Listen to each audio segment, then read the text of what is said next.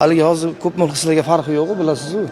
Konsert bo'lsa bo'ldi, haligi chiroyli, dekoratsiyaga chiroyli, Shoular bilan. shou bo'lsa, endi zamon shunaqa bo'ldimi bilmayman, lekin nima bo'lganda ham Otabek Muhammad Zohidga men chin yurakdan kuch-quvvat tilayman.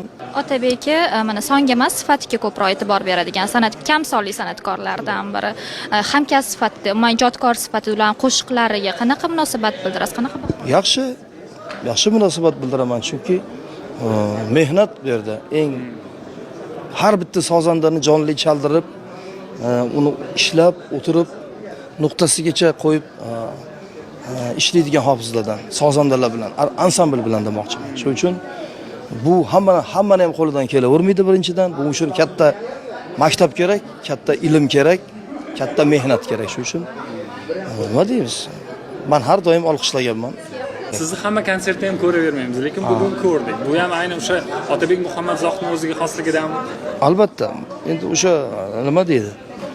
Jonli ijrodagi konsertni, masalan, Zarqadirni zargar biladi deydi. Mana o'zimiz ham faqat jonli konsert qo'yganmiz.